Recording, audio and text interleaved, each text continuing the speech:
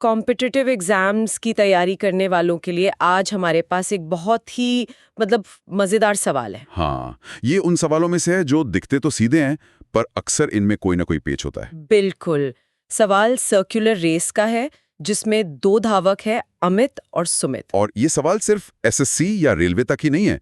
जहां भी time, speed और डिस्टेंस का कॉन्सेप्ट आता है, ये क्लासिक प्रॉब्लम मानी जाती है। और इसमें अक्सर एक ऐसी जानकारी दी जाती है जो कंफ्यूज कर देती है। बिल्कुल। तो आज हमारा मकसद सिर्फ इस सवाल को हल करना नहीं, बल्कि इसके पीछे की जो सोच है उसे समझना है कि आखिर एग्जामिनर ऐसी जानकारी क्यों डालते हैं और एक स्मार्ट एस्पिरेंट उसे कैसे पहचान सकता है। तो चलिए शुरू करते हैं। तो हमारे सामने जानकारी ये है, एक 2100 मीटर का सर्कुलर ट्रैक है।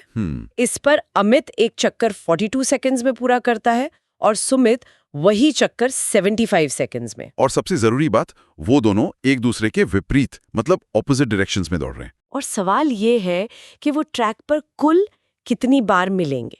अब यहीं पर पहला सवाल उठता है, ये जो 2100 मीटर की दूरी है, हाँ, क्या ये यहाँ सिर्फ हमें भटकाने के लिए है या इसका कोई असली इस्तेमाल भी है? यही तो इस सवाल का सबसे दिलचस्प पहलू है और इसे जानने का एक बहुत ही मतलब चौंकाने वाला तरीका है। एक ऐसा तरीका जिसमें शायद पेन उठाने की भी जरूरत ना पड़े। अरे वाह, ये तो सुनने में बहुत अच्छा लग रहा है। तो क्या है वो तरीका? देखिए, ये तरीका रेशियो पर आधारित है। नियम बहुत सरल है। अगर दो लोग ऑपोजिट डायरेक्शंस में दौड़ रहे हैं तो आप बस उनके टाइम का रेशियो निकालिए। अच्छा। यहाँ अमित का समय है 42 सेकंड और सुमित का 75 सेकंड। तो रेशियो हुआ 42:75। 42 और 75। ये दोनों 3 से कट सकते हैं। हाँ, 42 को 3 से भाग दें तो 14 और 75 को 3 से भाग दें तो 25। तो हमारा रेशियो हुआ 14:25। बिल्कुल। अब बस आखिरी स्टेप, क्योंकि वो ऑपोजिट डायरेक्शन में दौड़ रहे हैं तो बस इन दोनों नंबर्स को जोड़ दीजिए। 14 + 25 कितना हुआ? 39। तो क्या इसका जवाब 39 है? बस इतना ही? बस इतना ही। पर हमने तो वो 2100 मीटर की दूरी का इस्तेमाल किया ही नहीं। ये थोड़ा अजीब नहीं है? मतलब अगर ट्रैक 100 मीटर्स का होता या 42 किलोमीटर्स का, तब भी जवाब 39 ही होता है। ये कैसे हो सकता है? आपका शक बिल्कुल जायज है और यही वो पॉइंट है जहां ज्यादातर लोग या तो इस शॉर्टकट को रट लेते हैं या फिर भरोसा ही नहीं कर पाते। सही। लेकिन ये शॉर्टकट कोई जादू नहीं है। ये फिजिक्स और मैथ्स के गहरे सिद्धांत का वो निचोड़ है और उस सिद्धांत को समझने के लिए हमें उस 2100 मीटर की दूरी का इस्तेमाल करना पड़ेगा। अच्छा, तो अब हम इस जादू के पीछे का विज्ञान समझने जा रहे हैं। तो चलिए तहकीकात शुरू करते हैं। हमें ये साबित करना है कि ये 39 का जो आंकड़ा है, ये हवा में से नहीं आया। बिल्कुल। शुरुआत करते हैं सबसे बेसिक चीज से, स्पीड। अगर हमें ये पता लगाना है कि वो कब मिलेंगे तो पहले ये जानना होगा कि वो दोनों असल में कितनी तेजी से दौड़ रहे हैं, है ना? हाँ, स्पीड का फॉर्मूला तो सिंपल है, डिस्टेंस अपॉन टाइम। एकदम सही। तो अमित के लिए डिस्टेंस है 2100 मीटर और टाइम है 42 सेकेंड। तो 2100 डिवाइडेड बाय 42, ये आएगा 50। यानी अमित की स्पीड 50 मीटर पर सेकेंड है। और सुमित के लिए? सुमित के लिए डिस्टेंस वही 2100 मीटर, पर टाइम है 75 सेकेंड। 2100 को 75 से भाग देने पर 28 आता है, 28 मीटर्स पर सेकेंड। बहुत अच्छे। तो अब हमारे पास दोनों की अपनी अपनी स्पीड है। अमित 50 मीटर पर सेकंड की रफ्तार से भाग रहा है और सुमित 28 की रफ्तार से। ठीक है, अब हमारे पास उनकी स्पीड आ गई है। अगला कदम क्या होगा?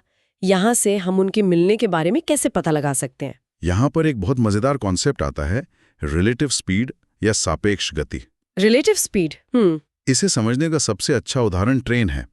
जब आप ट्रेन में बैठे हों और बगल की पटरी से कोई ट्रेन ऑपोजिट डायरेक्शन में गुजरती है तो वो अपनी असली रफ्तार से कई ज्यादा तेज महसूस होती है ना? हाँ बिल्कुल, ऐसा लगता है जैसे गोली की रफ्तार से निकल गई हो। वो इसलिए क्योंकि उस समय हमारी आंखें दोनों ट्रेनों की स्पीड्स को जोड़कर देख रही होती हैं। यही नियम यहाँ भी लागू होता है। अच्छा। जब अमित और सुमित एक दूसरे की तरफ दौड़ रहे हैं तो वो दोनों मिलकर बीच की दूरी को ज्यादा तेजी से तय कर रहे हैं। तो उनकी रिलेटिव स्पीड निकालने के लिए हम उनकी स्पीड्स को जोड़ देंगे। बिल्कुल। मतलब 50 मीटर पर सेकंड प्लस 28 मीटर पर सेकंड, ये हुआ 78 मीटर पर सेकंड। इसका मतलब ये हुआ कि हर सेकंड उनके बीच की दूरी 78 मीटर कम हो रही है। एकदम सही। अब सोचिए, उन्हें पहली बार मिलने के लिए मिलकर कुल कितनी दूरी तय करनी होगी? जब वो शुरू करते हैं तो उनके बीच पूरे ट्रैक की दूरी होती है, मतलब कुल 2100 मीटर। बिल्कुल। और वो इस दूरी को 78 मीटर पर सेकंड की रिलेटिव स्पीड से तय कर रहे हैं। तो पहली बार मिलने में लगा समय होगा डिस्टेंस अपॉन रिलेटिव स्पीड, यानी 2100 डिवाइडेड बाय 78। हाँ। ये नंबर थोड़ा मुश्किल लग रहा है, 2100 और 78। मुझे लगता है ये दोनों 6 से कट सकते हैं। हाँ, कट जाएंगे। 2100 को 6 से भाग देने पर 350 आएगा और 78 को 6 से भाग देने पर 13। तो समय हुआ 350/13 सेकेंड। बहुत बढ़िया। और इसे फ्रैक्शन में ही रखना समझदारी है, डेसिमल में नहीं बदलना। हाँ, वरना आगे कैलकुलेशन मुश्किल हो जाएगी। तो हमें एक बहुत जरूरी जानकारी मिल गई है। दोनों धावक हर 350/13 सेकंड के बाद एक दूसरे से मिलेंगे। ठीक है, तो हमें ये पता चल गया कि वो कितनी कितनी देर में मिल रहे हैं। लेकिन सवाल था कि वो कुल कितनी बार मिलेंगे। इसके लिए हमें ये जानना होगा कि ये पूरी रेस, ये पूरा साइकिल कुल कितनी देर तक चलता है। बहुत महत्वपूर्ण सवाल है। ये रेस का साइकिल तब पूरा होता है जब दोनों धावक घूम फिरकर एक साथ वापस स्टार्टिंग पॉइंट पे आ जाते हैं। अच्छा, सोचिए, अमित हर 42 सेकंड में स्टार्टिंग पॉइंट पर आता है, 42 पर, फिर 84 पर, फिर 126 पर, ऐसे ही। और सुमित हर 75 सेकंड में वापस आता है, 75 पर, फिर 150 पर और आगे। तो हमें वो सबसे छोटा समय निकालना है जो 42 और 75 दोनों का मल्टीपल हो। अरे, ये तो एलसीएम निकालने जैसा है। बिल्कुल सही पहचाना। हमें 42 और 75 का एलसीएम निकालना होगा। ये वो पहला समय होगा जब दोनों स्टार्टिंग पॉइंट पर एक साथ खड़े होंगे। चलिए निकालते हैं।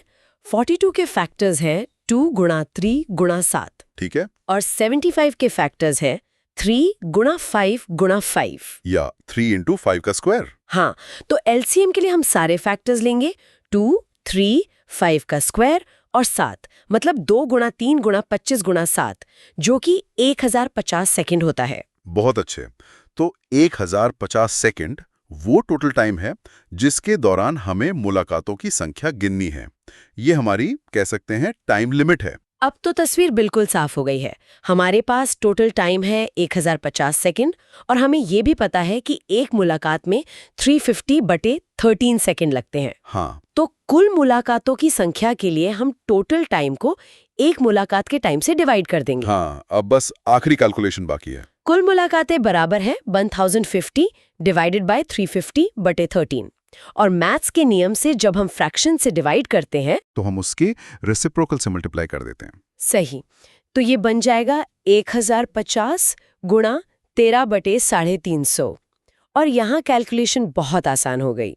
350 का 3 गुना ठीक 1050 होता है। बिल्कुल। तो 1050 को 350 से काटने पर 3 आएगा, और हमारे पास बचा 3 गुणा 13, जो होता है 39।